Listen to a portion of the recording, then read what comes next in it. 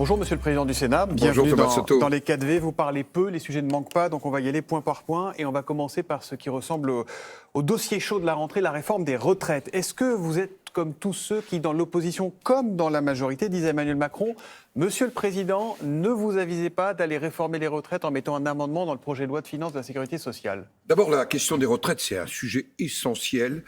C'est un des éléments du pilier social.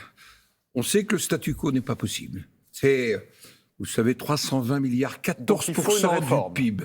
La réforme est indispensable. Alors, le gouvernement, jusque-là, n'a pas engagé grand-chose. Il est même plutôt confus. On est à une semaine du dépôt du projet de loi de financement sur la sécurité sociale et on ne sait toujours pas s'il introduira les éléments de la réforme des retraites dans le projet de loi de financement de la sécurité sociale, soit il prépare un texte ad hoc. De toute façon, nous, au Sénat, nous aurons le débat sur les retraites, plus que le débat, puisque depuis 3 ans, nous avons un amendement qui nous vient de la Commission des affaires sociales, et notamment du rapporteur spécialisé sur ce sujet, sur les retraites. Nous aurons ce débat. Donc le gouvernement, soit il dépose un texte ad hoc, soit il l'introduit dans le PLFSS. Et vous dites quoi, vous, alors? Vous dites il faut indispensable. Oui, mais dans le PLFSS ou pas? Écoutez, c'est le gouvernement qui doit faire le choix. C'est lui qui propose. Et il a en plus l'arme absolue qui s'appelle le 49.3 vis-à-vis de l'Assemblée nationale. Il ne l'a pas vis-à-vis du Sénat. Vous savez comment François Bayrou appelle ça? Il appelle ça un passage en force. Écoutez, je comprends François Bayrou. On vient de le nommer comme secrétaire général du CNR qui doit être un grand lieu de dialogue. Et voilà qu'on parle d'un 49.3 sur un sujet social majeur. Donc je comprends sa réaction. Et l'impression de s'être fait avoir, vous pensez, avec le CNR? Écoutez, je n'en sais rien. En tous les cas, nous, au Sénat, nous assumerons nos responsabilités. Réforme des retraites indispensable, pilier social. En même temps, nous devons débattre des carrières longues, de la pénibilité. Tous ces sujets ont déjà été traités au Sénat depuis 3 ans. C'est quoi l'âge légal qu'il faut le repousser à combien? Personne ne veut le dire, tout le monde se cache. Mais non, je ne me cache pas. Je reprends l'amendement de mes collègues sénateurs. Progressive, 62 vers 64 ans. Deuxième des choses, cotisation, nombre d'années de cotisation. On passe à la génération 1966, fin progressive des régimes spéciaux. Mais en même temps, tous ceux qui ont commencé à travailler avant 20 ans et moins doivent pouvoir bénéficier et pouvoir partir. Tout ceci fait partie. Et puis, moi, qui étais ministre du Travail, je pense que le dialogue social, ça reste un élément important. Voilà pourquoi nous avions décalé. Il est maltraité, le dialogue social, aujourd'hui, ou pas? Écoutez, en tous les cas, je voudrais le voir à l'œuvre. On va. C'est un test. C'est un test grandeur nature que la réforme des retraites, tout comme la réforme de l'assurance chômage. Autre sujet qui va être un test, c'est le budget. Est-ce que les Républicains vont voter le budget au Sénat? Écoutez, au Sénat, d'abord, nous examinerons le texte. Il nous vient de l'Assemblée nationale. Dans quelles conditions il nous vient? Est-ce qu'il nous vient après un vote ou est-ce qu'il nous vient après l'utilisation du 49.3? Nous examinerons l'ensemble du budget, recettes et dépenses. Nous l'amenderons et nous enverrons ensuite à l'Assemblée nationale un budget amendé. Si le budget amendé correspond aux souhaits du Sénat, à ce moment-là, nous voterons le budget qui sort des travaux du Sénat, et puis on verra ce qu'il en revient ensuite. Le pragmatisme, on sait que la colonne dépenses est bien fournie ces temps-ci. En même temps, il faut aider les Français à faire face à l'inflation, il faut aider les entreprises à pas couler. Est-ce que vous diriez que tous les milliards dépensés en ce moment sont des milliards utiles? Écoutez, il y a des milliards indispensables. Je le pense notamment soutien aux familles face à la crise et aux ménages, soutien aux entreprises, soutien indispensable pour les collectivités territoriales qui assurent la vie quotidienne.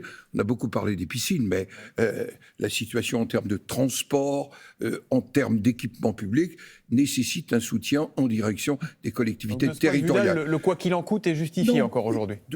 Dans le budget, par contre, aucune mesure d'économie. Nous continuons à dépenser sans compter. Et nous venons d'entendre la situation italienne. Nous ne sommes pas tout à fait là, mais il faut quand même que nous fassions extrêmement attention quand on est un endettement qui est à plus de 115% du PIB.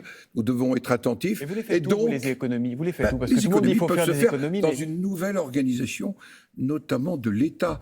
L'OCDE, dans un rapport d'il y a quelques années, montrait que les surnormes en France, les surtranspositions, coûtaient chaque année 60 milliards d'euros. Trop de normes. Et oui, nous pouvons de manière progressive retrouver une trajectoire qui soit plus Nicolas Sarkozy le vertueuse. disait déjà en 2012, il avait construit sa campagne 2012 là-dessus.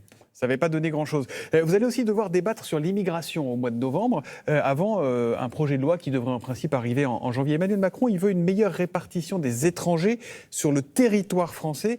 Est-ce que ça vous semble être une piste intéressante? Il existe déjà. Ça s'appelle la répartition nationale des demandeurs du droit d'asile et d'intégration.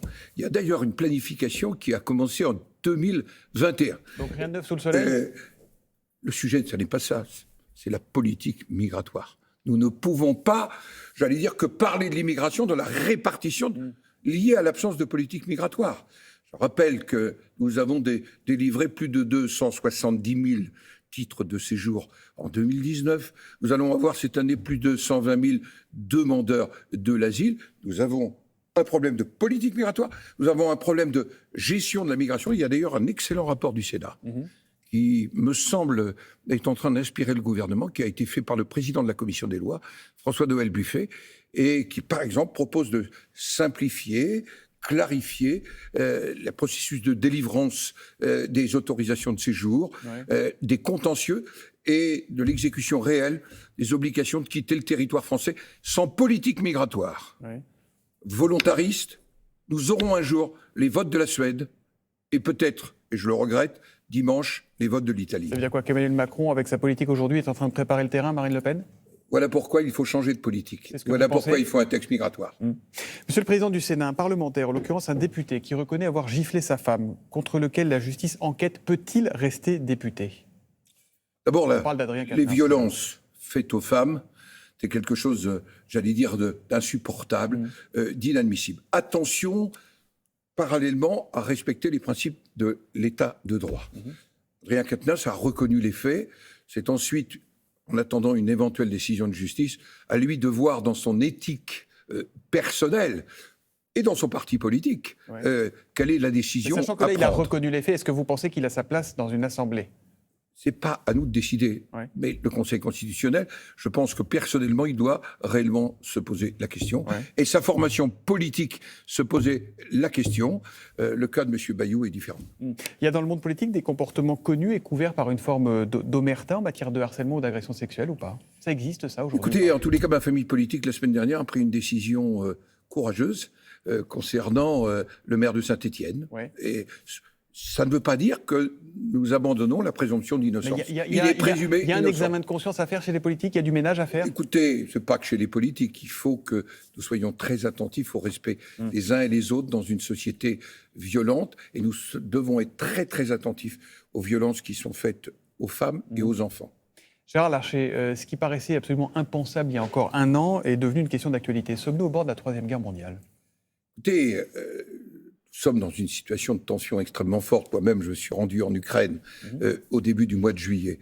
Nous voyons bien que Vladimir Poutine est en très grande difficulté et que cette grande difficulté se traduit d'ailleurs, y compris aujourd'hui, par la réaction de la population russe face à cette décision de mobilisation partielle. En même temps, le président Zelensky et les Ukrainiens sont admirables de capacité de résistance. Nous devons donc continuer à soutenir l'Ukraine, continuer à appliquer les sanctions. Contre Poutine? Contre les sanctions. J'entends depuis hier que la Chine a évolué. Elle appelle au dialogue. Eh bien, cet appel au dialogue, nous devons tous y contribuer, mais ne jamais oublier que l'agresseur, c'est la Russie, et que l'agressé, c'est l'Ukraine. Mais il faut se mettre autour d'une table avec Vladimir Poutine? Écoutez, il faut se mettre toujours autour d'une table pour rechercher la paix. Il faut trouver les bons moyens, mais à la condition que nous prenions en compte ce que signifie le peuple ukrainien dans sa résistance. Et puis, d'ailleurs, porte-parole du ministère des Affaires étrangères chinois l'a dit hier, dans le respect des frontières internationalement reconnue. J'ai une dernière question sur l'Iran. L'Iran qui maltraite ses femmes, qui torture celles qui refusent d'entrer dans le rang. Est-ce que vous ne trouvez pas, sur cette question-là et sur l'Iran, le silence des Occidentaux, notre silence assourdissant ? Écoutez, moi, je suis très admiratif du courage de ces femmes. C'est vrai, j'ai ressenti comme vous le silence, et parfois, y compris celles et ceux, et notamment l'extrême gauche, qui portent souvent la parole des femmes. On n'entend personne Non, là-dessus. non. Je m'exprime, vous voyez, je suis en train de m'exprimer, je me suis exprimé sur le sujet. Je pense que sur ce sujet-là, ça doit nous faire réfléchir envers ceux qui disent que porter le voile, c'est un signe de liberté. Merci beaucoup à vous, Gérard Larcher. Merci de venir dans les 4V.